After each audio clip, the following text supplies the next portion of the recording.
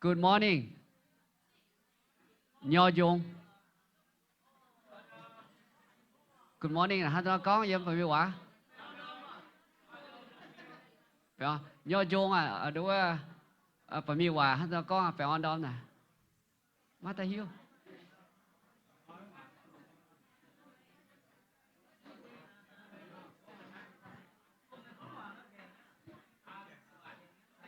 Hay là na hết suy hết cô tiền chế phân anh in. Ồ. Hai con giàu này vốn tụi mình. Bắt tao bố bèn nè. Không bố đó nhiều là. Sẽ ý rồi nhắm mai là. Không phải. Dạ. Đối với nhà vui dạ là. Nào. Ok, chúng bị tại cảm chuyển kiến sinh thiên hùng ạ. Bèn on đom, lồng hiếu chip thảo vui choáng có múa tỏi. Good morning.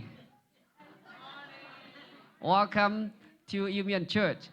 Merry Christmas to you all. Bèn on chia Giêsu sẽ chip.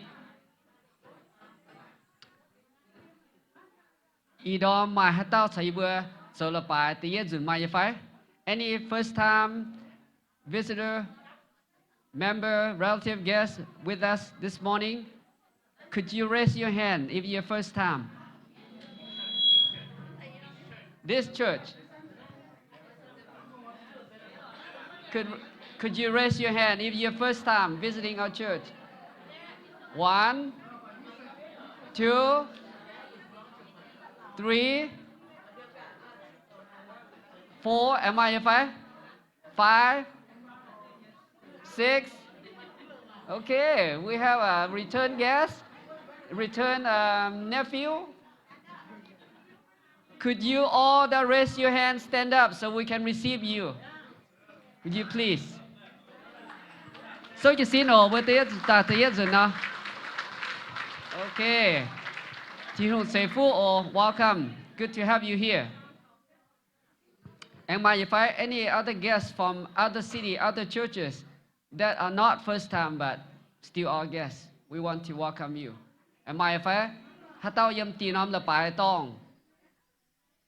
Welcome. Okay, 2 more. So let's welcome them. By chip welcome. Lên sinh. Và lòng hiếu chip buổi xuống. Bị ta chọn kết sinh thiên hùng. Ý hỏi bữa mai sau là bài đáo tự tiên. Dì mai miền bảo lĩnh chế dung nhiệt ý quan. Để nào bữa suy chân lòng nói ọ. After liu bữa ảnh mai nhàn háng chọn kết. Liu nào đâu lên sinh. Số là hàng miền và mai miền phòng họ mãi lại hàng ọ chăm nhé. Đâu hiện tại con list bữa sẵn. Ở bùm bùa lệnh xin bùm tế phòng họ tại mãi lại hàng mãi ó bùm bùa nhàn ó sẽ chết số số đúng rồi số chuột bùm bùa nhàn hai này bùa hiện chung cặp chế hộ tạ cao liu bùa chọn cái sinh thiên hùng ó. Let's pray and so that we can start our worship.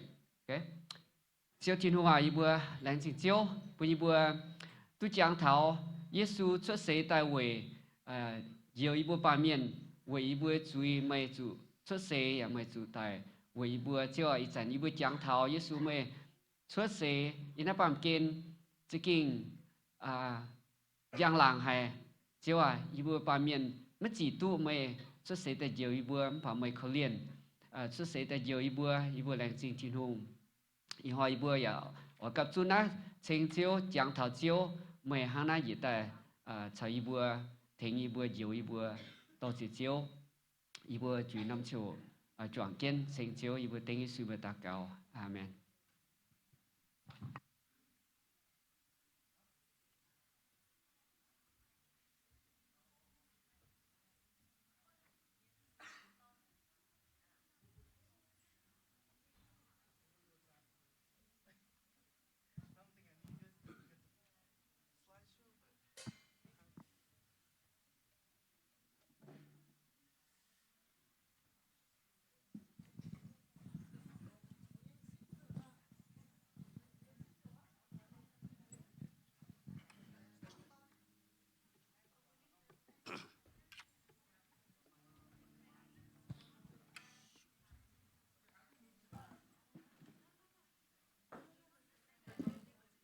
Good morning, everyone.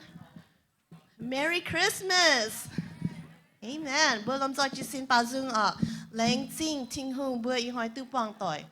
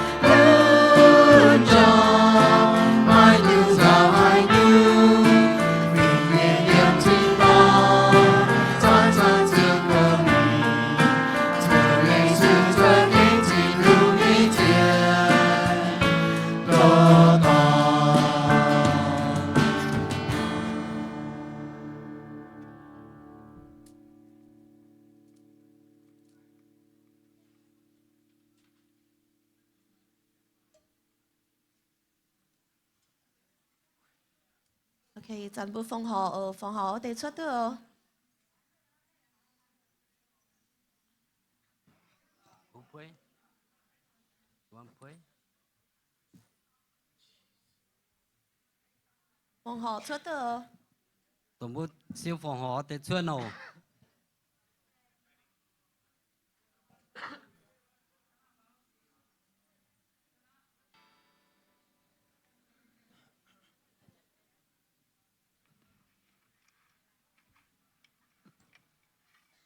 Như chẳng bữa nhiệt dung bữa ta cao phòng họ lấy trình chiếu chiếu bèo chê bữa nhiệt dung chụp băng tỏi nhiệt dung tu duyên thảo chiếu như sinh tin như hoài xe ta phê Hnamv Ziouv như là bài như bữa tu cặp dun với trình chiếu chẳng tiết chiếu thương ổ chạy bữa bảo dung thảo đam tình như bữa tình kiến rồi chiếu nó tế phòng họ nhẹ trình nhàn tại với chỗ chiếu như cùng chẳng tiết chiếu thươngยังไม่เจียวอย่าใช้ฟูปุยบัวน้ำจิปังไว้บุยหมายตุ้นน้ำจิปังตายอย่าเป็นยิบกันเนี่ยไหลจินเจียวอย่าทดเจียวอย่าใช้ฟูจวนปุนเมียมัวต่อยต้นบัวหลงเชือดเนี่ยเจียชินดอนไม่เจียวใช้จวนปุนบัวเจียแปะชินจางเจียเจียวทุ่งโอไม่เจียวไปบุยหอยอย่าจุ้งตุเปียตายปาจุงเชงเจียวอย่าไม่เจียวอย่าใช้บัวตรงเยี่ยมอย่าแกะเจนน่ะแต่อ้วนแปงเหียแปงเลยโกเยี่ยมตุตานี้ฟัดยีบัวปุยบัวอย่าจุ้งกับต่อยปอนต่อยริวเดินมีอย่าตุ้งตุเจียวเยียวแปงอ่อนมาเย็นเยียวแปงอ่อนสันเทียเจียวทุ่งโอมาเตยเมียมัวต่อยมาแกงเสียนขาวเจียวนี่ตุตัดสะเจียนยาวในจริงเจียวเปลวนุบุตุเจียวแปงอ่อนตายมาปอนในจวนสันเทียเจียวทุ่งจะน้ำเฉยบัวกับสินคำเหี้ยวฟงหอในเตจินยานไว้โจเจียวเนี่ยกงต่อเสียฟงหอเตยสุยบัวเอเมน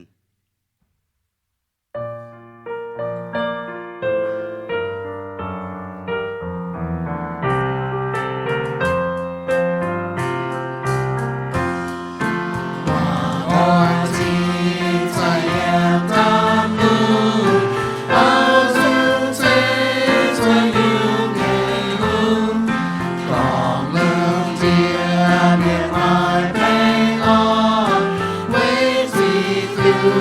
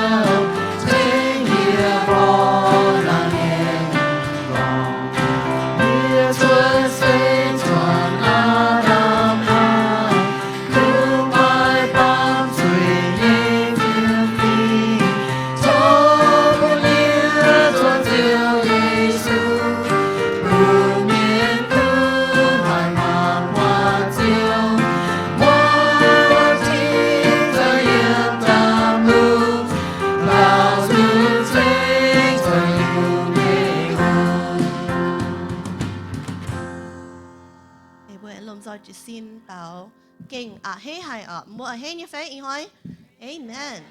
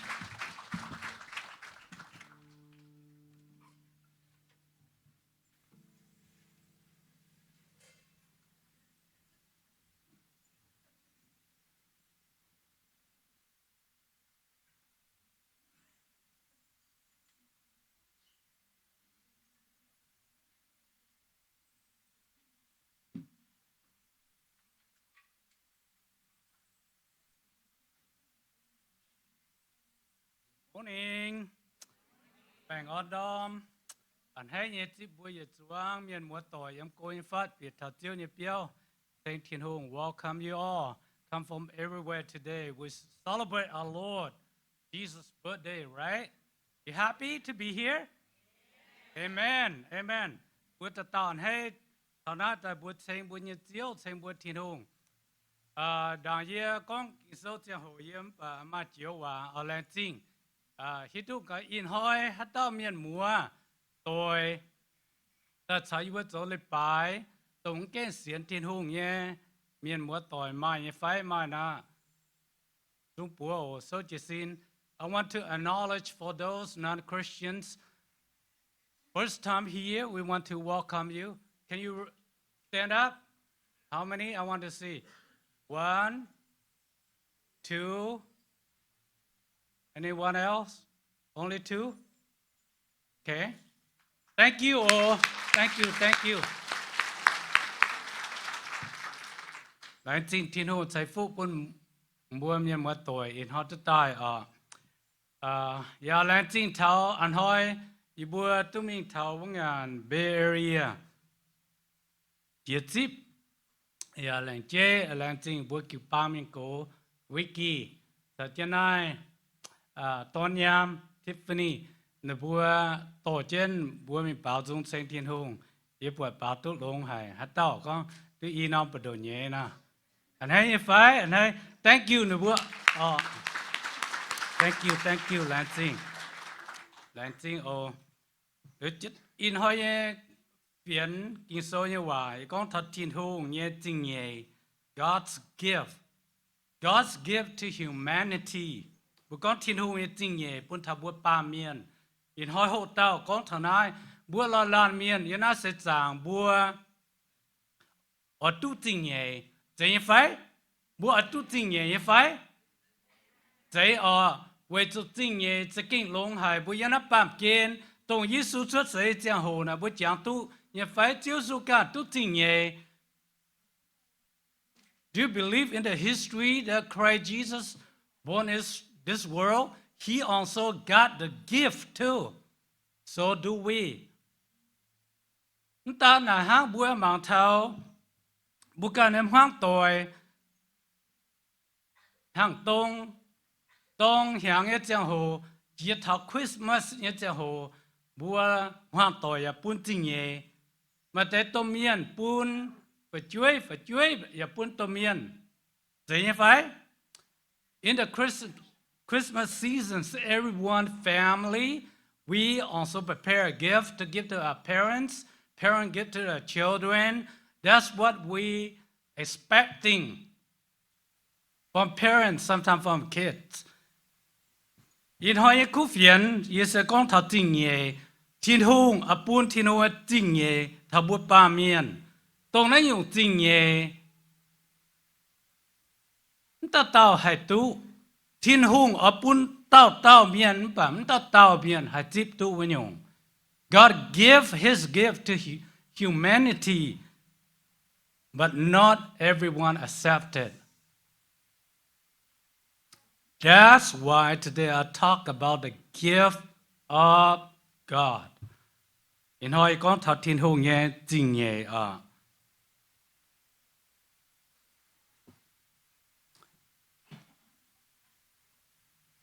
Anh hãy tiếp bèn on bún thảo mê, anh hãy tiếp la lan miên mùa, y bùa lồng hiếu mê tu tai, kinh anh hãy hải mê tai tu thảo nái, y bùa ham chiến in hỏi chiến bèn on bún thảo mê, bùa y trung hậu thảo Giêsu xuất sấy.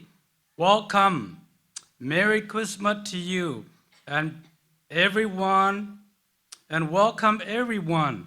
We're so glad that you are here, regardless of what brought you to this place. We hope that today is truly part of the Merry Christmas from each one of us that we will celebrate Jesus' birthday. Lãnh chính bùi nhé thiên hùng, bùi nhé chiếu sự kinh lông hải, ở tiếp bùa lan.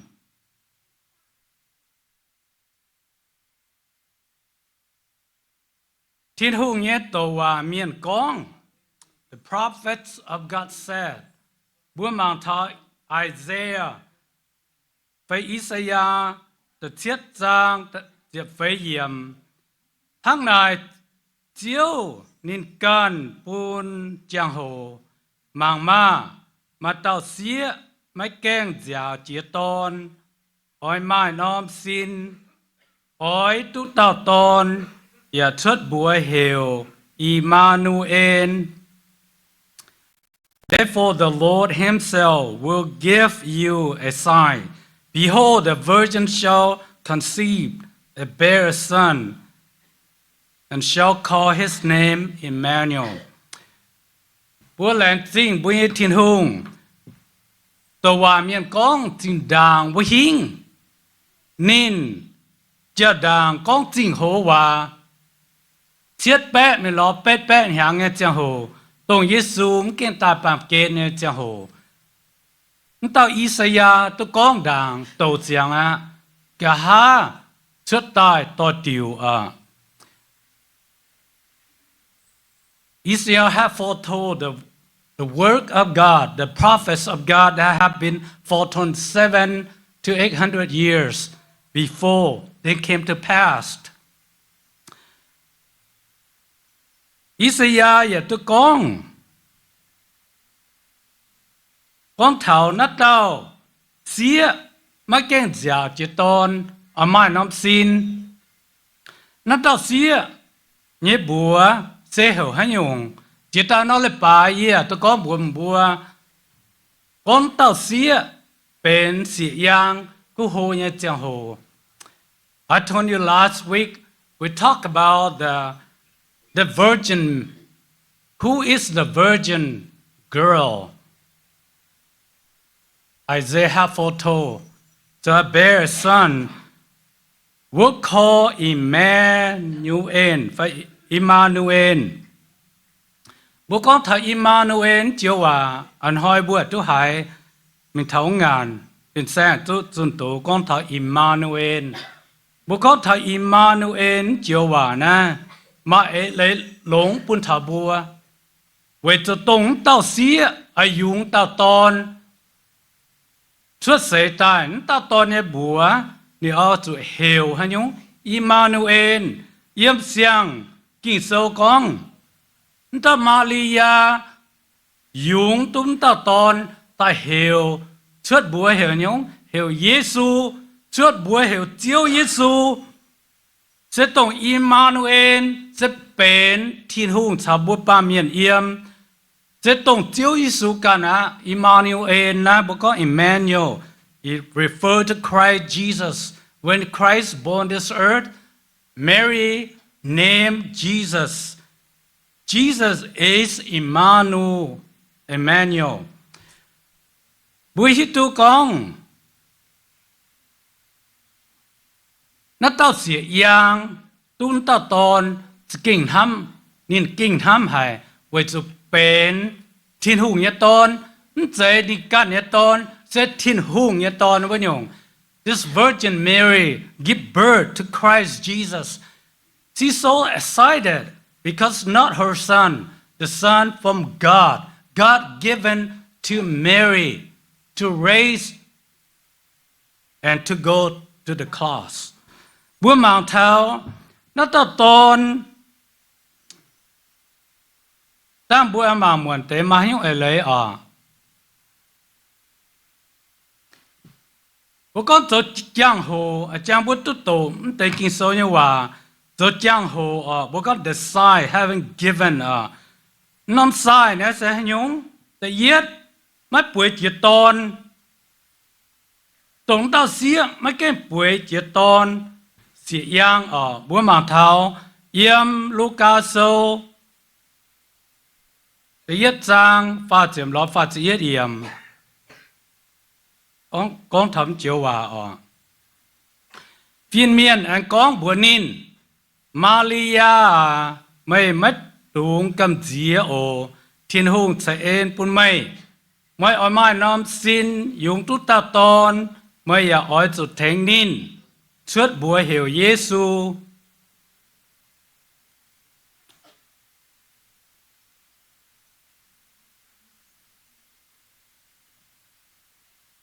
I have to flip back. Okay. But the angel said to her, "Do not be afraid, Mary. You have found favor with God. You will conceive and give birth to a son, and you all call him Jesus." บัวปวดกินโซยังว่าฮันกองต้องไม่เก้มป่วยเจตอนอย่ามาน้ำสินเจ็ดทินหุ่มปูนนินไม้ตายเจ้าเนี่ยสิงลิมปูนเต้าเสียตอนไม้น้ำสินนินกองไม่เอาจุดแทงนินชุดบัวเหี่ยวเยซูแต่ยังกินบุก็ยุงตู้เต้าเจียวเจียวเวจูเยซูน้ำใจแล้วก็เมียนใจไว้ป้าเมียนไว้หยงเจ้าเยซูจะเก่งเป็นทีนหงเนี่ยตอนเจ้าเยซูอยากจะเก่งเป็นเจียวเจียวเจ้าเยซูอยากตัดต้องเจียวลงเดียเมียนกวางป้าเมียนในจุย Christ just not very human. He is not human like you and me. He is God's son. He is God himself. He came to be born and to save the world. บัวมางเท้านี้บัวเฮลอิมมานูเอล called Emmanuel Emmanuel chiếu trang ye con tế về chủ thiên hùng chào bùa yếm thiên hùng apun ni tôn ye ta chào bùa ba miền yếm bùa bờ đông đông chiếu Giêsu yếm chiết giang hồ ni can kín chân ye ta hàng tô chào chiết chiếu Giêsu bị bịa cho chuột mê minh ta tai chào bùa ba miền yếm chào bùa ba miền con hòa chào bùa ba miền yan chào bùa ba miền hốp về chủ chiếu Giêsu sẽ hang nó bùa con thằng nín thập ba miền yếm hiểu Emmanuel Christ born here Christ walk with his disciples walk and talk and eat and drink with his disciple in this earth because Christ lived in among human beings among the people that's we call Emmanuel or Emmanuel Christ with us mà ta nào hang ở Chúa Giêsu con nín ở tai chào bùa yếm bùa nhiên hiếu chẳng chết ồ Chúa Giêsu con nín ở thảo bùa keng đàng nghe keng hát tao khói keng gói nín cho biệp nín chào tao tông yếm Christ not even living by human being but he also want to live inside your heart he want to be your Lord your Savior okay mà ta hằng nín ya oi cho nhung nín oi chiều luôn địa miền biểu đút nín bùa như chui nịt nín oi chiều bùa ba miền tông lôn hoi bùa tông như chui chỉ chui thiên hùng liu bên chui cua chân bùa như giảm phê cua chân bùa gòn phám cua chân bùa bẩn xin ai cho bùn bùa hai cố ya hai bút bèng ya hai tài tông nom xin hai tài như xin chẳng này Chúa Giêsu oi ta chiếu bùa biểu đút nó để chui nền ở Christ came to save the world from the sin because our forefathers have chosen to disobey God. The sin affected our grandparents. That's why everyone born this world we get old and we get sick and we die one day. So that Christ came, he want to save you and save me from sin so we can live with God.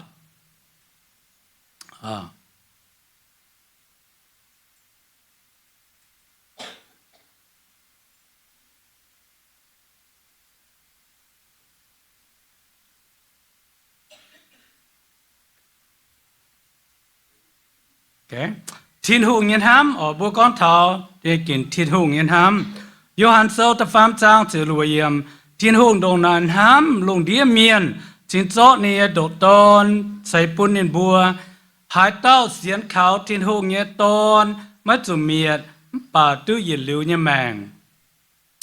God's love John 3:16 For God so loved the world that he gave his one and only son that whoever believes in him shall not perish but have eternal life. Bữa lành chính buổi chiếu thiên hùng ở với chủ nín, bún nín yên hâm, bún thảo bút ba miền, bữa mảng thảo nín hâm sẽ tông hành用, tông này nín hâm sẽเป็นchẳng chỉ có như vậy, có buồn bùa thiên hùng nhé, chính nhé, but God's gift to humanity. Bữa con thảo thiên hùng nhé chính nhé. Sẽ tổng hướng biểu mệnh ya na kinh sâu ya hàn sâu ta phám trang từ lùi yếm nên phó tu mệnh ya phó tu chính bún thảo bùa xiên nhẹ miền bún thảo lùng đĩa miền hít tu con mà thiên hùng đồ về chiếu ham bùa lùng đĩa miền mà hết tao ham bùa như thiên hùng. The Bible states said that God loved the world, God loved human. God loves you and me. No one else. No parents can love you like God loves you. Okay? Our parents can love you, but our parents is spiritually or physically one day they die. Our God lives forever. That's why God can save you, save your soul. That's why we need God. God's love to you and me. Okay? Remember that. Bố mạng thảo tại nhẹ thiên hùng sa ba miền yếm ba miền ya cứu thông ha chạy con nó thiên hùng ở phải Giêsu ở sa bùa cứu thông này ở yếm bùi hiếu ở chỗ bùi chiếu ở chỗ bùi thiên hùng. God's relationship with humanity, God wants to live inside you. God wants to walk with you. God wants to talk with you. That is Christ Jesus. The Holy Spirit can live in you no matter where you are, at home, at work. You're on vacations. God can be with you and protect you. Mienh the phàm kín hát tao xiên khảo Giêsu Kitô. Hát tao xiên khảo chiếu Giêsu Kitô. Nên biểu đốt ya chung thô nạn, biểu đốt ya chung chui, biểu đốt ya chung hoang ọ ya chiao ya na se chang. Whoever believes in Christ Jesus, that one God can lead you victory. God can lead you away from sin. God can lead you away from the evil thing. God can take you to eternal with God. Bữa mang tháo ta phải kín thiên hùng bún ye lưu nha màng. Thiên hùng hai bún bùa tu ye lưu nha màng. Tông hát tao xiên khảo Giêsu cho nó bữa chiếu, cho nó bữa thiên hùng hai tu ye lưu nha màng. Whoever believe in God, accept in Jesus Christ, he can have eternal life, live with God forever and ever. Bùa con đã chiên hay, ye lưu nha màng na, bùa ha nói tu, chiên nhà bán tu, mai nhung hà thiếu tu, mai nhung hà yên tu. You cannot earn, you cannot buy for eternal life. Only way to, you need to come to Christ. You need to come to God. Put your faith in Jesus Christ. Vậy thì in hỏi con tế chân hòa sẽ vậy thì mà miền tham nhé chuối cái hát gang mà tế chén mà tế miền đồng vừa hai miền hòa phải năng hít tu miền hòa lúng tế. So that's why briefly I want to speaking English a little bit for those you youngster here. Grew up in America here, you don't know mienh language. Maybe you heard, but you don't understand. And for those English speaking too, it might help you to understand what I'm talking up here. Mienh, qua mạng thảo ta phải kín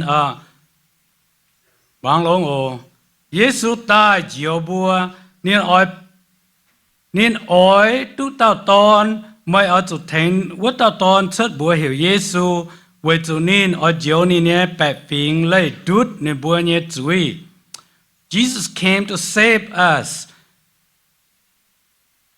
She will give birth to a son, and you are to give him the name Jesus, because he will save his people from their sins.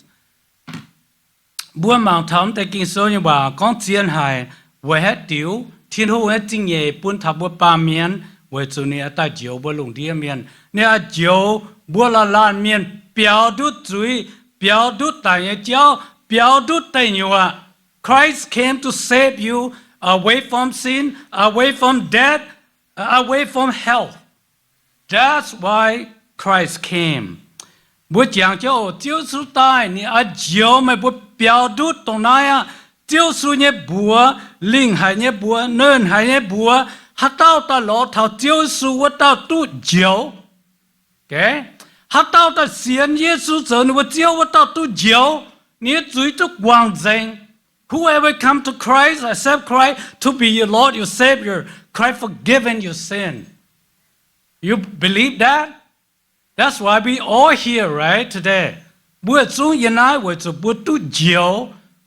Chạy, bữa ta nói, dạo em hai diệu bữa, và Giêsu thiên hùng hai diệu bữa. Chạy ha, amen. When you came here, I cannot save you, but Christ can save you. physically, spiritually.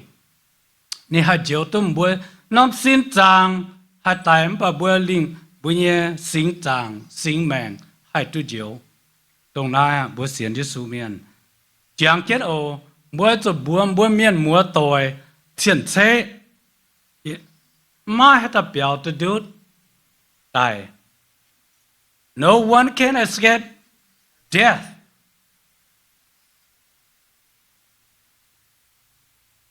Chẳng cái này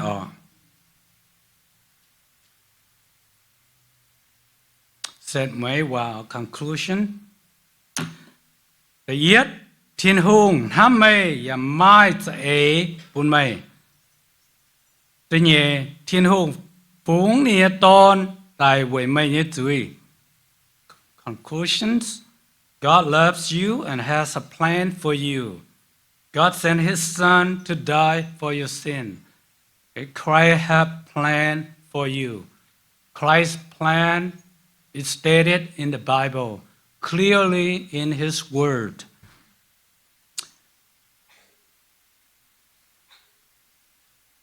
Only way you want to accept God's plan to save you, you need to open your heart, your mind, to invite Christ came into your heart, to be your Lord, your Savior. That is God's plan for you. Trong thiên hữu ấy sẽ nhung, bữa cho khỏi bữa nhìn gom phăm, khỏi bữa hiếu, tiếp Giêsu việc ta trong bữa nhiệt chiếu, trong bữa thiên hữu, nó sẽเป็นchiếu Giêsu như thế, phun thả bữa ba miền ở. Hãy tạo xiên khảo Giêsu Kitô thiên hùng punin. Tu ye lưu nhà mạng. Anyone who believes in Christ Jesus, God gives eternal life. Eternal life, it doesn't mean your physical body not going to die, but your physical body eventually sin affected. You will get old, you will die.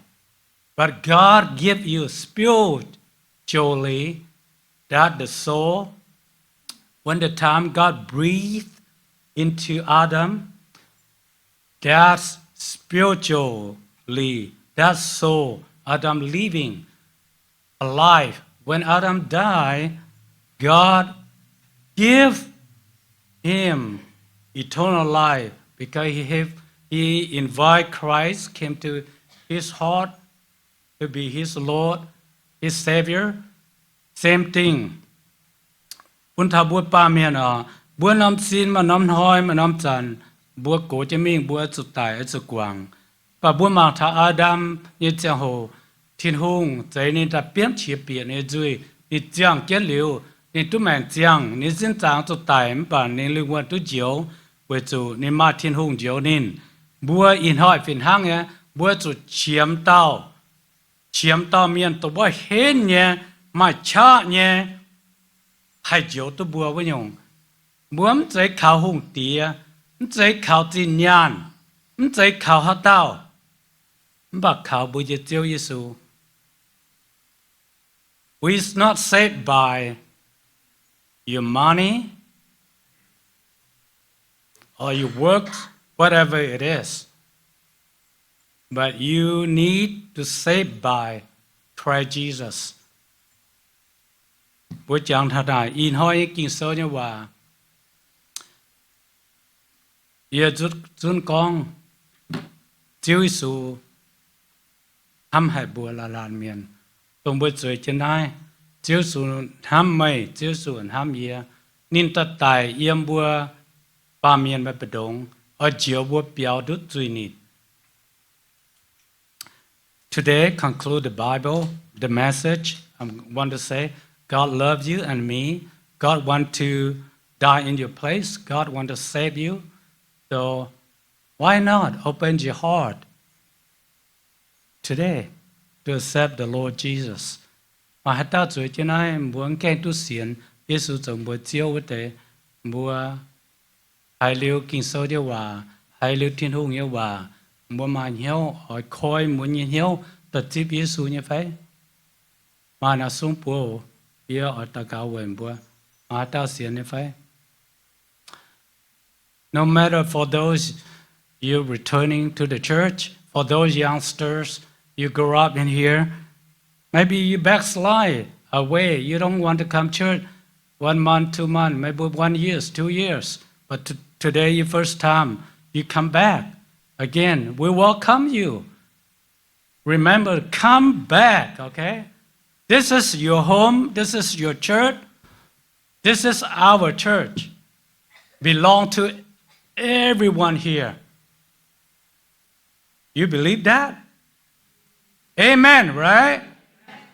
Yêu ỏi chim bùa miệt lún miền bùa tu mà tế hà nhỉ yên hàng bùm cái tu ta lệ bài lao quảng lao à yên hoa anh thấy những bùa ta gang taiน่าจะเป็นไม่เลยปายต้องเป็นยังเลยปายต้องเป็นบุญอย่าจุ้งยังเลยปายต้องนั่นใจให้เต้าอย่างอย่าจุ้งบุญเนี่ยอันให้ยังไฟเอเมนยังไฟแต่จริงที่นู่นต่อจากที่นู่นบัวลมจอยกำเหี้ยวตะเกาโอเจ้าแล้วจริงที่นู่นต่อจากเจ้าอินหอยเจ้าเนี่ยว่าปุ่นไทยบัวตเจ้าสูเนี่ยไปเจ้าที่นู่นจริงเนี่ยปุ่นไทยบัวปาเมียนจะตรงเจ้าสุกิตัวแต่ชุดใส่ยันปามเกณฑ์อย่าโหดตายมีทัศน์จางจ้าจุดตายเปียบเจ็ดปวนหอยอันนางตายเนี่ยเจ้าอยู่เวลาจริงที่นู่นเจ้าไอ้หอยตะเกาไว้ทักกิป้าเมียมัวต่อยจุ้งเนี่ยบัวตุตายมาแต่ตุตายมาแต่ตุตาตากางมาแต่มันแก่เสียนเนี่ยเมียนมัวต่อยตุตายสัจเจนเจ้าแรงจริงที่นู่นโทเจ้าใส่เอ็นใส่ฟูปุ่นเจ้าเนี่ยกิปังเจ้าน้ำเหนียวเจ้าเนี่ยฝัดช่วยตัวหายหรือเจ้าเนี่ยว่าจางแก่เยี่ยมในบุญเหี่ยวต่อมีลงยันไว้ใส่จางยันไอ้ลงเดียแต่ขมาดูเวเจ้าเยซูที่นู่นหังให้เจ้าตัวอยู่บนป่าเมียนเปียวตัวดุดจุยเปียวตัวดุดจุยนินเจ้าอยู่บนแรงจริงที่นู่นโอเยตะกาวเวทาวนุบลาลานเมียนตรงแก่นเสียนเนี่ยเมียนมัวต่อยโทษเจ้าที่นู่นแรงจริงนุบอินหอตุตายโทษเจ้าใส่แปลงอ่อนปนบัวตาเลี้ยวยาเจ้าเย็นห้ำฉันอุบตรงเอี่ยมปนบัวใจต่างเจ้าจันให้คอยเหี้ยวจิบัวไม่เจ้าทิ้งหงฉันอุบเจ้าโอแลนจินจังเตียต่อเสียเต็งเจ้ายังบัวตอกเก่าเอเมนปับวางกิจเจ้าบัวอย่าจงบัวอยู่เมียในกิปังบัวแต่เอียด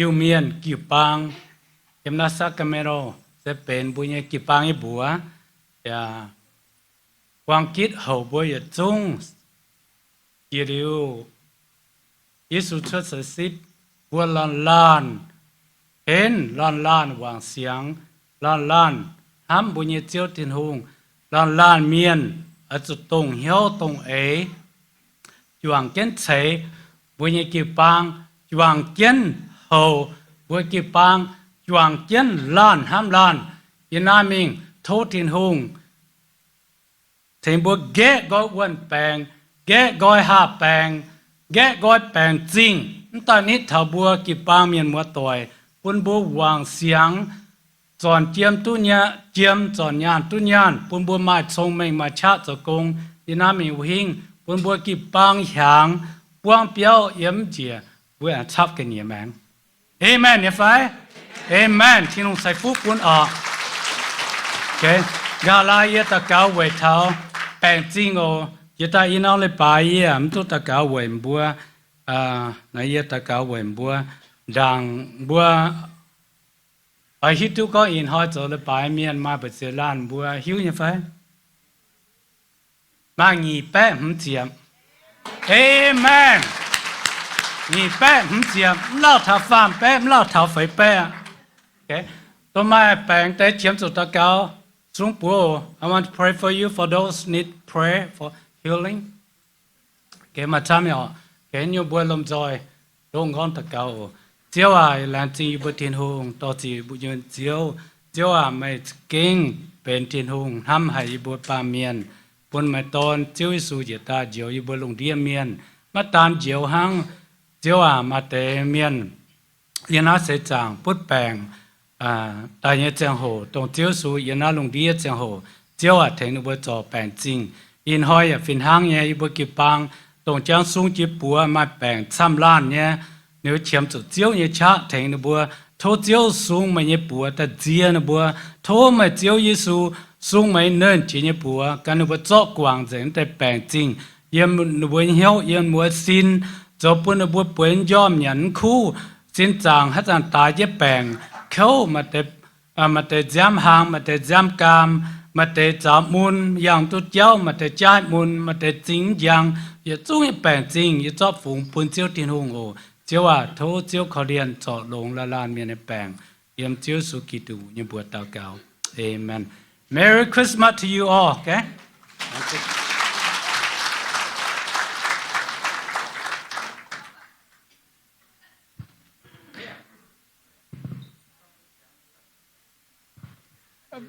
Bà lần chế dung tế sơ tổ và ít số có sao quần yên có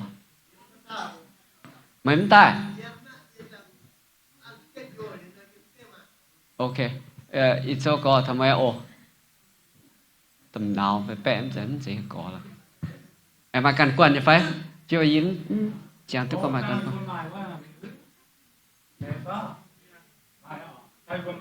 ok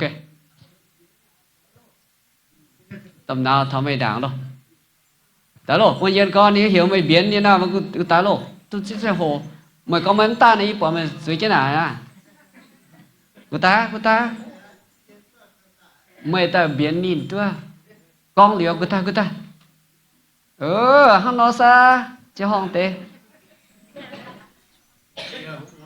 nấu na tuy mày cũng nói tí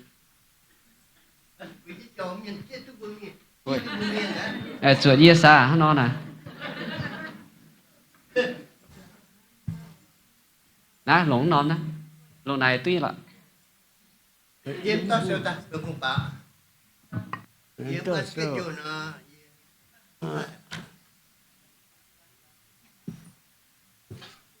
bà lô teo cụ đấm bay mới chịu tôi thì nó cũng bị phun làng nhé phun hai chẳng ấy lủng bờ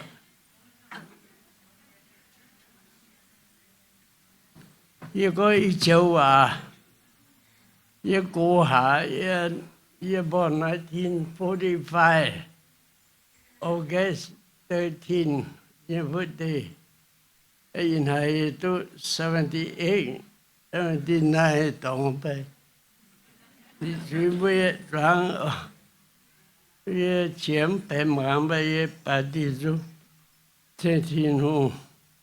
Dìm lo chủ lý nó bằng cái nhầm như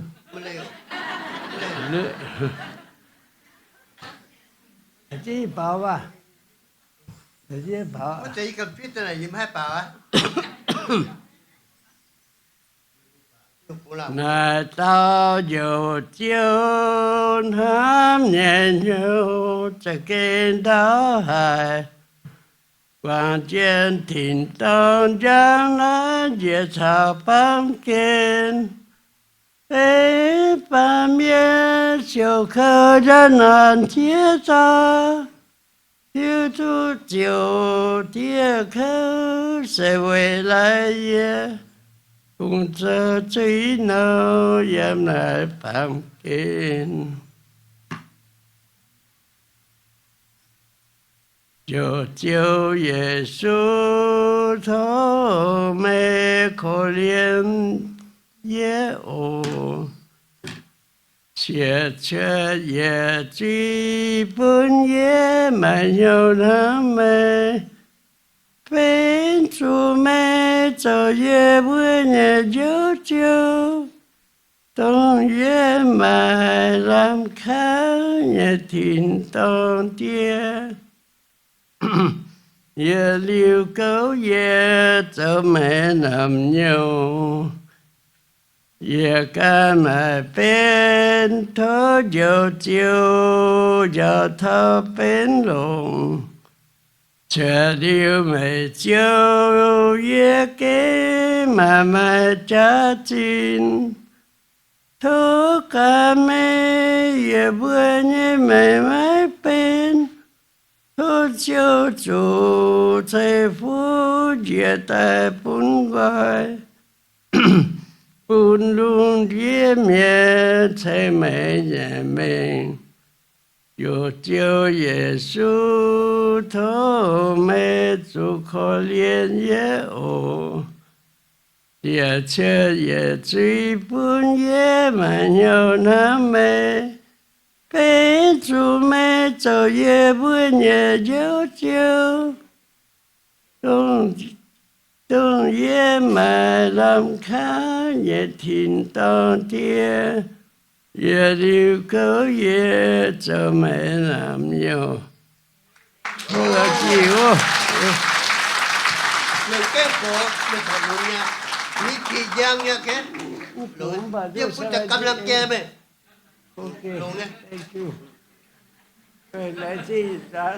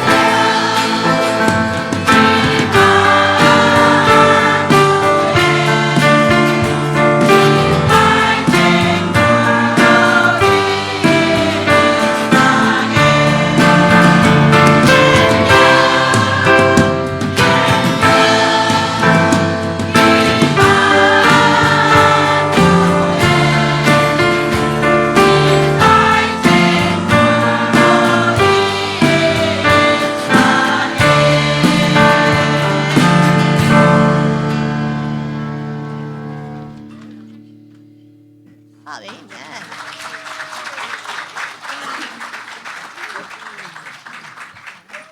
Number 6 tu besia Hnamv Ziouv number 6 tu besia Hnamv Ziouv. There was 5 songs.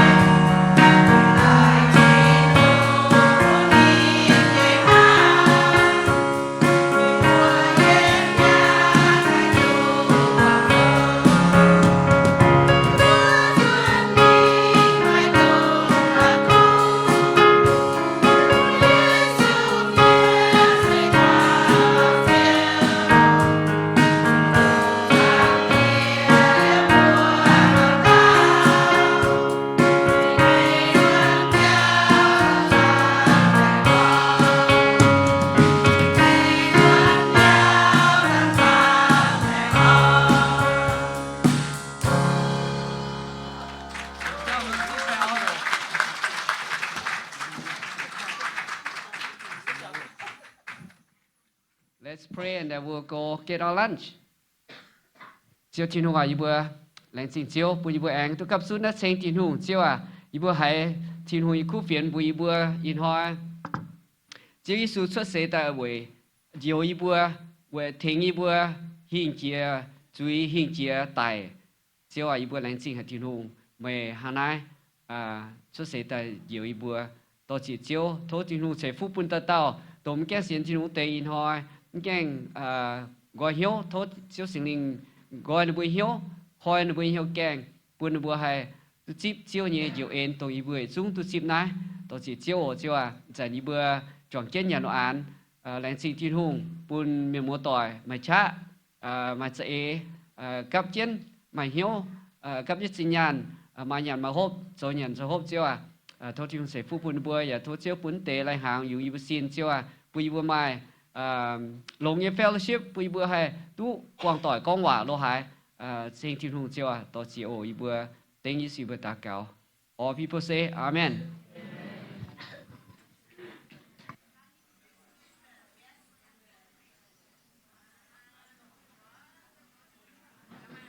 If you're a guest, you're a visitor, please go get your food first. Bùi tôi bún khe miền mình cho là hàng đảng ọ liu thảo bùa miền cố miền liu tại thảo bùa chỉnh tế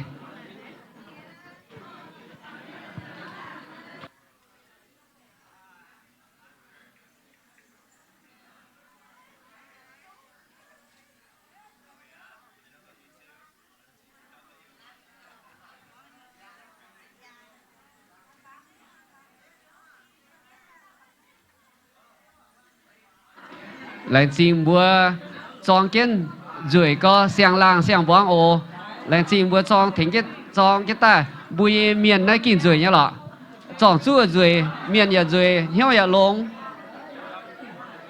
Thank you for all dressed in nice outfit, mienh outfit. Our mienh outfit is one of the best. Even non-mienh have told me that our outfit is pretty nice. Thank you for dressing them.